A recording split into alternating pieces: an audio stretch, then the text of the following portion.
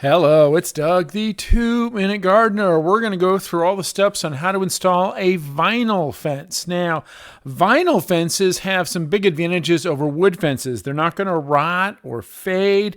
They're not going to burn. In a firestorm, vinyl will burn. It is PVC, but in general, it's not going to catch fire. Now, a vinyl fence is different than a synthetic fence. This is a synthetic fence, which comes in a wider range of colors.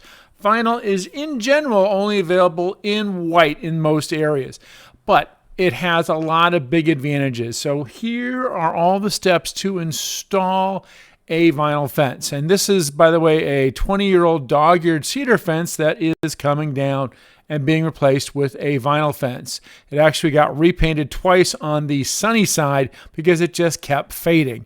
But also we had issues with the posts were failing. So time to rip this baby down. So here are the guys. These are from Alpine Fence here in San Diego.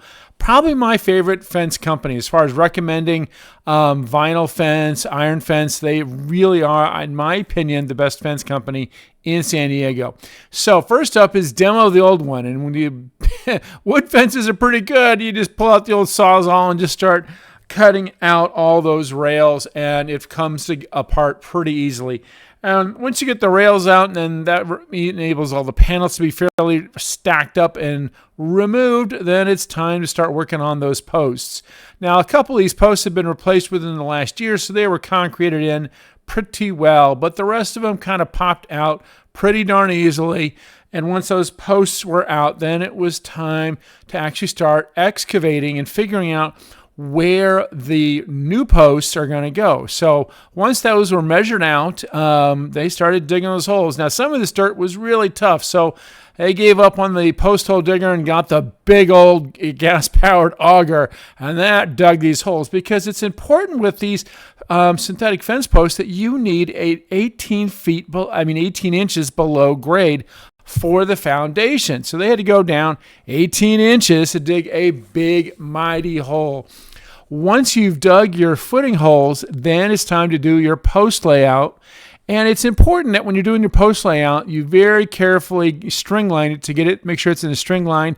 And with these guys, and again, these are the posts for a vinyl fence, it's important that you line up the rail openings. So those have to be exactly in line. Check them with a string line again, and make sure they're nicely inlined in those holes before you pour the concrete. It's the old measure 3 times and then you pour once. Now, once you pour the concrete in those holes, you can adjust them ever so slightly, but it's really important that the rail holes line up and that the post is completely plumb. Plumb means totally upright. And that's why you can see these guys are checking it several times as it's being poured, as they're about to pour the concrete into those holes. And there you go. They're pouring that concrete into those holes. As they pour, they again keep checking to make sure that it's nice and level. Now, they don't need to prop these up because, again, the posts are 18 inches below grade. That is a lot of concrete holding that post in place.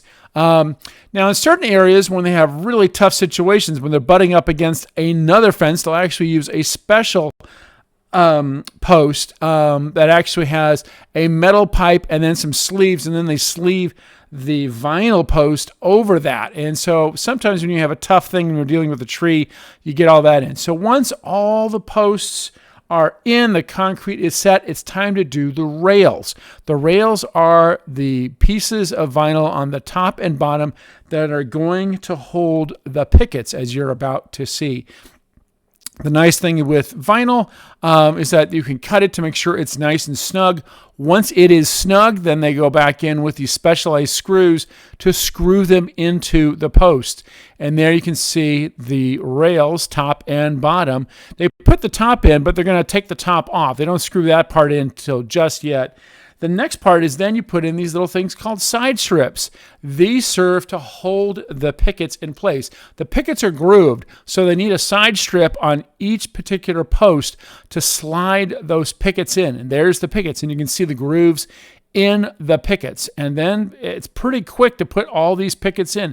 This was a 60-foot fence, and it only took about 6 hours, including demo and all the other things. So this was a wonderful project. Again, Alpine Fence did a great job with this project. Here's a fence that's going to last 20 to 30 years. Absolutely no painting, no rotting. It's just going to be a really nice thing. And there's that Alpine Fence. Contact information if you want to give them a buzz if you live here in San Diego. Well, that's all the time we have right now. Don't forget to hit that like, subscribe, and leave a comment. And good luck with your landscape project. This is Doug, the 2-Minute Gardener, saying thanks for watching.